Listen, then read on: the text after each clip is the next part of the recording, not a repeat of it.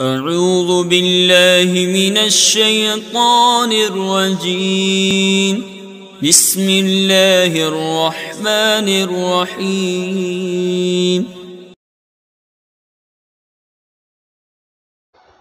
میں مجاہد حسین رضوی، استاذ دارالعلوم غریب نواز الہ آباد، درجہ رابعہ کے متعلمین سے مخاطب ہوں اور شرح جامی بحث اسم کا درس دینے جا رہا ہوں۔ کل کے سبق میں آپ نے تفصیل سے مورب کا حکم پڑھا تھا، اور وہ یہ تھا کہ مورب کا اخیر عوامل کے اختلاف سے مختلف ہوتا ہے، اور عوامل کے اختلاف سے مورب کا اخیر جو مختلف ہوتا ہے وہ کبھی حقیقتاً ہوتا ہے، کبھی حکماً ہوتا ہے، یوں ہی ذاتاً ہوتا ہے یا صفتاً بھی ہوتا ہے، یوں ہی لفظاً بھی ہوتا ہے اور تقدیراً بھی ہوتا ہے۔ کل 8 صورتیں اختلاف کی بنی تھیں، جن کا تفصیل سے میں نے تذکرہ کیا تھا اور ہر ایک کی مثالیں بھی پیش کی تھی۔ اب یہاں سے آج کے سبق میں شارح نے ایک اعتراض کا جواب دیا ہے، اور وہ اعتراض یہ ہے کہ آپ نے مورب کا حکم یہ بیان کیا کہ اس کا آخر عوامل کے اختلاف سے مختلف ہوتا ہے، لیکن کبھی کبھی ایسا نہیں ہوتا ہے۔ مثلاً آپ پڑھ چکے ہیں کہ مصنف کے نزدیک جب تک کوئی اسم اپنے عامل کے ساتھ مرکب نہ ہو وہ مورب نہیں ہوتا۔ مصنف کے نزدیک مورب ہونے کے لیے استحقاق اعراب بالفعل ضروری ہے، پڑھ چکے ہیں آپ، اور استحقاق اعراب بالفعل یہ عامل کے ساتھ ترکیب کے بعد ہی ہو سکتا ہے۔ تو اب زید تنہا، عمر تنہا، بکر تنہا مبنی ہے تو ساکن ہے، زید ساکن پڑھیں گے آپ، یہ سکون وقفی ہوگا اس کا۔ عمر ساکن پڑھیں گے آپ، سکون وقفی ہوگا۔ اب مان لیجئے زید کے اوپر جاءنی آیا، زید اپنے عامل کے ساتھ مرکب ہو گیا ہے نا، تو اب اس پر اعراب آیا رفع کا، فاعل ہونے کی وجہ سے ہم نے پڑھا جاءنی زید، تو زید مورب ہے، لیکن آپ نے اس کا حکم بیان کیا کہ عوامل کے اختلاف سے اس کا اخیر مختلف ہو، تو یہاں پر عوامل کا اختلاف تو سرے سے ہے ہی نہیں، کیونکہ ابھی اس سے پہلے کوئی عامل آیا ہی نہیں تھا کہ جانی کی وجہ سے عامل کا اختلاف ہو، اور زید کے اوپر کوئی اعراب تھا ہی نہیں، اس کا سکون وقفی تھا، موقوف تھا، جانی کی وجہ سے اس میں اعراب پیدا ہوا تھا، تو مورب کے اخیر میں مختلف اعراب نہیں ہوئے بلکہ اعراب کا حدوث ہوا، اعراب کی پیدائش ہوئی، تو جو حکم مورب کا آپ نے بیان کیا وہ تو نہیں پایا گیا۔ لیکن اس اعتراض کا جواب آپ از خود دے سکتے ہیں یوں کہ جب آپ نے اس سے پہلے پڑھا وَحُکْمُهُ تو شارح نے کیا کہا؟ اے من جملت احکام المورب، یہ جو حکم بیان کیا جا رہا یہ مورب کا پورا حکم نہیں ہے، بلکہ ڈھیر سارے احکام میں ایک حکم ہے، اور یہ بڑا حکم ہے، اس لیے اس کا ذکر کیا۔ اور یہ جو آپ کہہ رہے ہیں کہ زید اکیلے تھا، اس پر پہلی بار آیا، عوامل کا اختلاف نہیں ہوا، اور مورب کا اخیر مختلف نہیں ہوا، بلکہ وہاں پر اسم کے اوپر اعراب کا حدوث ہوا، پیدائش ہوئی، تو یہ انہی احکام میں سے ہے مورب کے جن کا مصنف نے ذکر نہیں کیا ہے۔ حصر تو کیا نہیں کہ ہم سارے احکام بیان کر رہے ہیں، تو یہ بھی ایک حکم ہے مورب کا۔ ہاں، آپ زیادہ سے زیادہ یہ کہہ سکتے ہیں کہ مصنف نے مورب کا جو یہ حکم بیان کیا ہے کہ اس کا اخیر عوامل کے مختلف سے مختلف ہو، یہ اس میں مورب کے خاصہ شاملہ میں نہیں ہے کہ سارے مورب میں یہ چیز پائی جائے، بلکہ غیر شاملہ میں ہے، کہیں پایا جائے گا یہ حکم، کہیں نہیں پایا جائے گا۔ تو پہلی بار زید پر جب جانی آیا تو یہاں پر اختلاف عوامل ہے، نہ مورب کے اخیر میں اختلاف ہے، بلکہ حدوث اعراب ہے، تو یہ ایک دوسرا حکم ہے، اور وہ جو بیان کیا گیا وہ دوسرا حکم۔ اب ذرا آپ عبارت دیکھ لیں اعتراض کا اور جواب کا۔ جواب سے متعلق جو عبارت ہے وہ دیکھ لیں کہ کہتے ہیں فَإِن قُلْتَ لَا يَتَحَقَّقُ الْاخْتِلَافُ لَا فِي آخِرِ الْمُورَبِ وَلَا فِي الْعَوَامِلِ إِذَا رُكِّبَ بَعْضُ الْأَسْمَاءِ الْمَعْدُودَةِ الْغَيْرِ الْمُشَابَهَةِ لِمَبْنِيِ الْأَصْلِ مَعَ عَامِلِهِ ابتداءً۔ اگر آپ اعتراض کریں کہ اختلاف کا تحقق نہیں ہوگا، نہ تو مورب کے اخیر میں اختلاف ہوگا اور نہ عوامل میں اختلاف ہوگا، ہے نا؟ کب؟ اذا رکب بعض الاسماء المعدودہ الغیر المشابہہ لمبنی الاصل مع عاملہ ابتداءً۔ اختلاف کا تحقق مورب کے اخیر میں اور عوامل کے میں تب نہیں ہوگا جب بعض ایسے اسماء معدودہ جو مبنی اصل کے مشابہ نہ ہوں اپنے عامل کے ساتھ ابتداءً مرکب ہے نا؟ کیوں؟ اذ لا یترتب علیہ اختلاف الاعراب، کیونکہ وہاں پر اختلاف اعراب کا ترتب نہیں ہوگا۔ اختلاف تو تب ہوتا پہلے سے کوئی اعراب ہوتا اور اس کے بعد وہ بدل جاتا، لیکن جب پہلی بار عامل آیا ہے تو اختلاف نہیں ہوا، بل ہناک حدوث الاعراب، یہاں پر کیا ہے؟ اعراب کی پیدائش ہے، اعراب کا نیا نیا آنا ہے نا؟ کیسے؟ بدخول العامل، عامل کے دخول کے سبب سے۔ اس کا جواب جو دیا میں نے خلاصہ تو بیان کر ہی دیا کہ ھذا حکم آخر من احکام المورب، یہ مورب کے احکام میں ایک دوسرا حکم ہے اور اختلاف دوسرا حکم ہے۔ تو اب اگر دو حکموں میں سے کوئی ایک حکم دوسرے میں داخل نہ ہو تو اس میں کوئی فساد اور کوئی خرابی نہیں ہے، اس لیے کہ مورب کے ڈھیر سارے احکام ہیں۔ فَإِنَّ لِلْمُورَبِ أَحْكَامًا كَثِيرًا، مورب کے ڈھیر سارے احکام ہیں،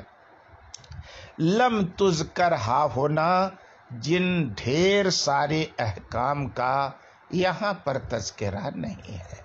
فَلْيَكُنْ هَذَا الْحُكْمُ مِنْ أَعْظَمَ مِنْ هَذَا الْقَبِيلِ، تو ہو سکتا ہے یہ حکم اسی قبیل سے ہو۔ غایت الامر ان ھذا الحکم لا یکون من خواصہ الشاملہ، زیادہ سے زیادہ بات یہ ہوگی کہ یہ والا حکم یعنی عامل کے آنے سے اعراب کے پیدا ہونے کا حکم یہ خواص شاملہ میں نہیں ہوگا، یا یوں کہیے کہ جو حکم ہم نے بیان کیا ہے وہی زیادہ ظاہر ہے کہ جو حکم ہم نے بیان کیا کہ عوامل کے اختلاف سے مورب کا آخر مختلف نہ ہو، یہ والا حکم خواص شاملہ میں نہیں ہوا۔ کیوں؟ اس لیے کہ یہ حکم وہاں نہیں پایا گیا جہاں کوئی اسم پہلی بار عامل سے مرکب ہو اور اس کے اندر اعراب پیدا ہوا ہو، ہے نا۔ آج کے سبق میں اتنا ہی، باقی انشاءاللہ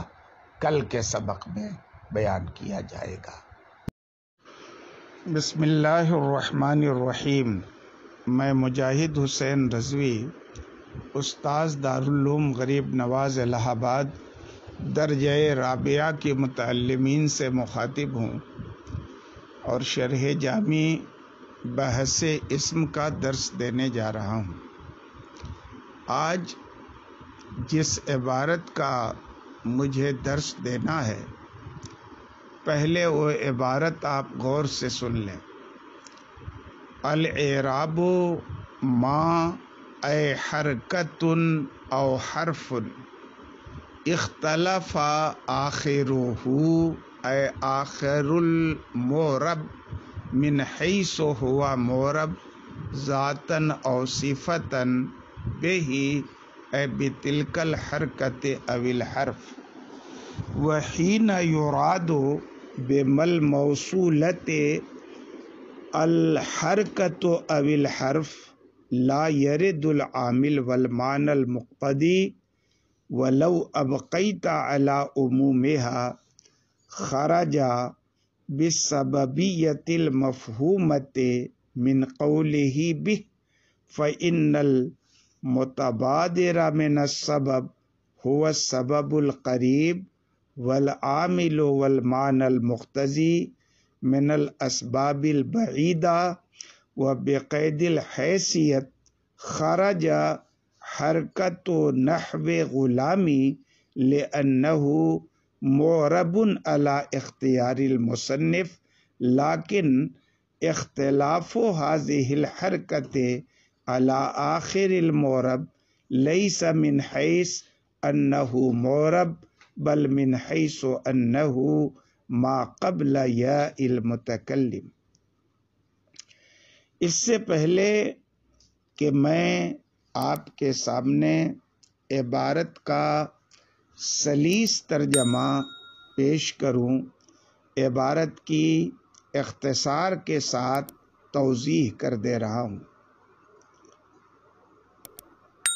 معرب کا اس سے پہلے حکم بیان کیا کہ عوامل کے اختلاف سے اس کا آخر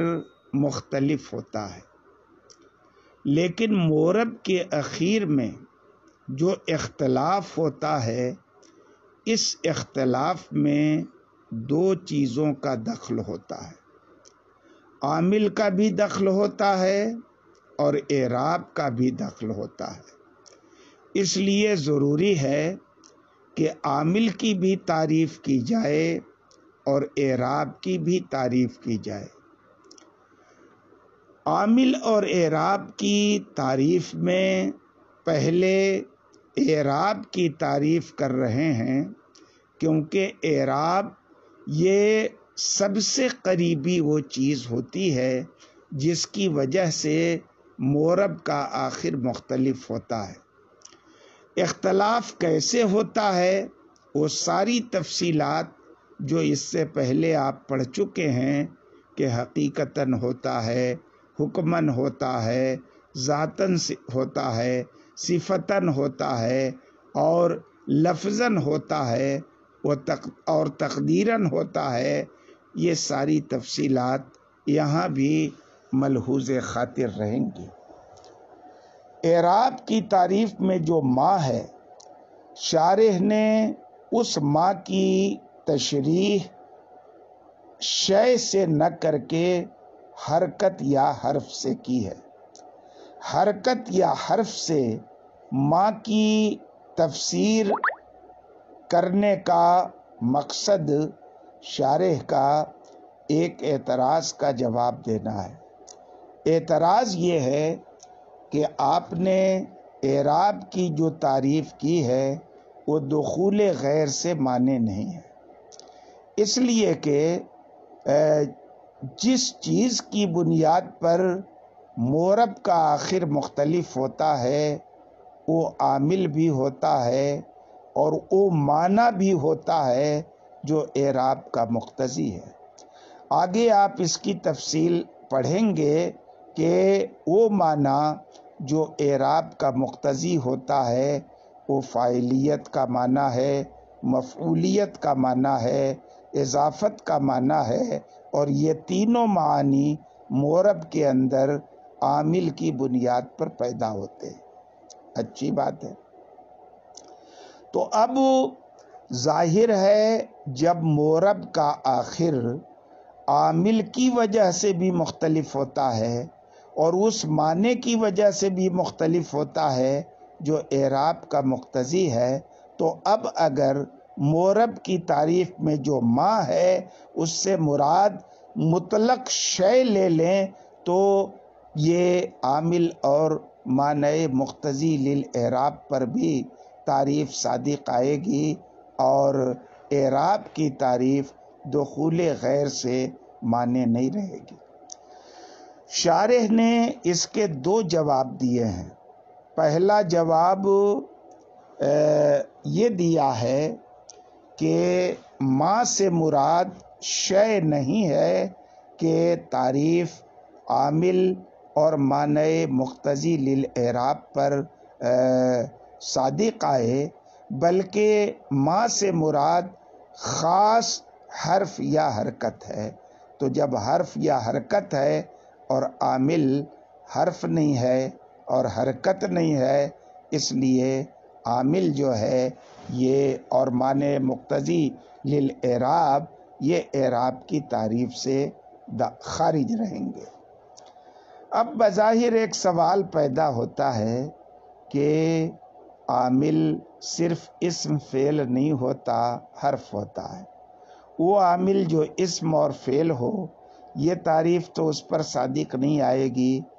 لیکن وہ عامل جو حرف ہوتا ہے اعراب کی تعریف اس پر صادق آئے گی۔ اب اس کا جواب یہ ہے کہ دیکھیے حرف دو معنی پر بولا جاتا ہے کیونکہ حروف کی دو قسمیں ہیں، نمبر ایک حروف مبانی اور نمبر ایک دو حروف معانی۔ حروف معانی وہ حروف ہوتے ہیں جن حروف کی وضع معنی کے مقابلے میں ہوتی ہے اور یہی حرف وہ حرف ہے جو کلمہ کے اقسام میں اسم اور فعل کے مقابلے میں ہوتا ہے۔ لیکن ایک دوسری قسم جو حروف مبانی ہے، یہ حروف مبانی وہ حروف ہوتے ہیں جن سے کوئی کلمہ مرکب ہوتا ہے۔ یہاں پر اعراب کی تعریف میں جو حرف بولا گیا ہے اس حرف سے مراد حروف مبانی والا حرف ہے، حروف معانی والا حرف نہیں ہے۔ اور عامل جو حرف ہوتا ہے نا وہ حروف معانی والا حرف ہوتا ہے، حروف مبانی والا حرف نہیں ہوتا ہے۔ لیکن یہ جواب کہ آپ نے تعریف میں جو ما کا لفظ ہے الاعراب و ما، یہ جنس ہے تعریف میں، اور جنس کے مناسب عموم ہوتا ہے نہ کہ خصوص، اور آپ نے اس جنس کے اندر تخصیص پیدا کر کے ما سے مراد شے کی بجائے حرف یا حرکت لے لی، یہ مناسب نہیں ہے۔ اس لیے اس کا وہ جواب بہتر ہے جو دوسرے نمبر پہ شارح نے اپنے قول ولو ابقیتا علی عمومہا سے دیا ہے کہ ماں سے مراد حرف یا حرکت لے کے ماں کی جنسیت میں تخصیص پیدا نہ کی جائے، بلکہ ماں سے مراد شے لیا جائے اور عام لیا جائے، اور یہی اس کے جنس ہونے کے مناسب ہے نا؟ اچھی بات ہے۔ اور ماں سے مراد ہم نے شے لے لی، لیکن اخیر میں جو اعراب کی تعریف ہے بہی، کہ جس کے سبب سے مورب کا آخر بدلے، یہ با سببیت کے لیے، اور سبب سے مراد سبب قریب ہے نہ کہ سبب بعید۔ کیوں؟ اس لیے کہ جب مطلق کا اطلاق ہوتا ہے تو اس کا فرد کامل مراد ہوتا ہے، تو جب کسی چیز کو کسی چیز کا سبب قرار دیا جائے تو اس میں بھی وہ سبب مراد ہوگا جو سبب کا فرد کامل ہوتا ہے، اور سبب کا فرد کامل وہ سبب قریب ہوتا ہے جو مسبب سے براہ راست جڑا ہوا ہوتا ہے۔ جیسے ابن کا سبب باپ بھی ہے، لیکن اس باپ کا سبب اس ابن کا دادا ہے، تو اب ابن کے وجود کا سبب جیسے اب ہے ویسے ابو الاب بھی ہے، لیکن جب اب بولا جائے گا تو اس سے بلا واسطہ سبب جو باپ ہے وہی مراد ہوگا، اور دادا مراد نہیں ہوگا۔ تو اس میں مورب کے اخیر میں جو اختلاف ہوتا ہے اس کے لیے ٹھیک ہے، عامل بھی سبب بنتا ہے اور وہ معنی بھی سبب بنتا ہے جو اعراب کا مقتضی ہے، لیکن جو سبب قریب ہے مورب کے اخیر کے اختلاف کا وہ اعراب ہے، عامل اور معنی مقتضی للاعراب نہیں ہے۔ اس لیے جب ہم سبب قریب مراد لیں گے تو عامل اور معنی مقتضی للاعراب اس سے نکل جائیں گے۔ کیوں؟ اس لیے کہ عامل کی بنیاد پر اسناد ہوتا ہے، عامل کی بنیاد پر اسناد پیدا ہوتی ہے، اور اسناد کی بنیاد پر اعراب کا معنی مقتضی پیدا ہوتا ہے، اور معنی مقتضی اعراب کو معنی مقتضی للاعراب یہ اعراب کو چاہتا ہے اور اعراب پیدا کرتا ہے اختلاف اخیر، مورب کے اخیر کے اختلاف کو۔ تو عامل اور مورب کے اخیر کے اختلاف کے مابین 3 واسطے ہوئے، اور معنی مقتضی اور اختلاف کے مابین 1 واسطہ ہوا، تو یہ دونوں اسباب بعیدہ ہوئے، جبکہ اعراب اور اختلاف کے درمیان کوئی واسطہ نہیں ہے، تو اعراب یہ سبب قریب ہوا۔ اعراب کی تعریف میں جو کہا ہے کہ جس کے ذریعے مورب ہونے کی حیثیت سے مورب کا آخر بدلے تب وہ اعراب ہوگا، اور اگر کسی اور حیثیت سے مورب کا آخر بدل جائے تو اس کو اعراب نہیں کہیں گے۔ یہ عبارت بھی ایک اعتراض کا جواب ہے۔ اعتراض یہ ہے کہ اعراب کی تعریف دخول غیر سے مانے نہیں ہے، کیونکہ غلام جب اکیلے ہو تو وہ کیا ہے، مبنی ہوتا ہے مصنف کے نزدیک، لیکن جب ہم نے اس کی اضافت کر دی یا کی طرف تو غلامی ہو گیا، اور یائے متکلم کی طرف مضاف ہونے سے مصنف کے نزدیک کوئی اسم مبنی نہیں ہوتا۔ بعض لوگوں کے نزدیک ہو جاتا ہے، لیکن مصنف کے نزدیک یہ غلام پہ جو حرکت آئی کسرہ کی یا کی طرف مضاف ہونے کی وجہ سے، تو یہ یا کی طرف مضاف ہونے سے غلام مورب ہی رہا، مبنی نہیں ہوا، تو اس کا آخر بدلا کہ ساکن سے اس پر کسرہ کی حرکت آ گئی، تو اب اس کو اعراب کرنا چاہیے، حالانکہ یہ اعراب نہیں ہے، بلکہ یہاں پر اعراب اگر عامل آ جائے، مثلا جانی غلامی، تو تقدیری، یا مررتو بے غلامی، تو وہاں پر اعراب تقدیری مانا جاتا ہے، لفظی نہیں مانا جاتا، حالانکہ لفظ میں اعراب موجود ہے۔ تو کہا کہ دیکھیے غلام پہ جو حرکت آئی ہے کسرہ کی، یہ مورب ہونے کی حیثیت سے نہیں آئی ہے، بلکہ یہ یا کے ماقبل ہونے کی وجہ سے اس پر یہ حرکت آئی ہے، تو مورب ہونے کی حیثیت سے نہیں آئی، بلکہ یائے متکلم سے پہلے ہونے کی حیثیت سے آئی۔ اچھی بات ہے۔ ذاتاً یا صفتاً مختلف ہو، اس کی تشریح کرنے کی ضرورت نہیں ہے، کیونکہ اس کی پوری تفصیل اور تقریر مورب کے حکم کا بیان جہاں اس سے پہلے ہوا ہے وہاں ہم کر چکے ہیں۔ جب آپ یہ تشریح سماعت کر چکے تو اب عبارت کا ایک نظر میں ترجمہ دیکھ لیں۔ الاعراب ما اے حرکت او حرف، اعراب اس حرکت یا حرف کو کہتے ہیں، اختلف آخرہ بہ، مورب کا آخر مورب ہونے کی حیثیت سے ذاتاً یا صفتاً جس کے ذریعے مختلف ہو، بے ہی میں ہی کی ضمیر کا مرجع حرکت یا حرف ہے جو ما سے مراد ہے، اور جب مائے موصولہ سے مراد حرکت یا حرف ہے تو عامل اور معنی مقتضی للاعراب سے اعتراض نہیں پڑے گا۔ اعتراض پڑھنے کا مطلب یعنی اعراب کے تعریف کے معنی ان دخول الغیر ہونے کا جو اعتراض پڑے گا، اگر ما سے مراد ہم حرکت یا حرف لے لیں تو یہ اعتراض نہیں پڑے گا۔ وَلَوْ أَبْقَيْتَ عَلَىٰ عُمُومِهَا، اور اگر ما کو تم اپنے عموم پر باقی رکھو تو عامل اور معنی مقتضی للاعراب خارجا،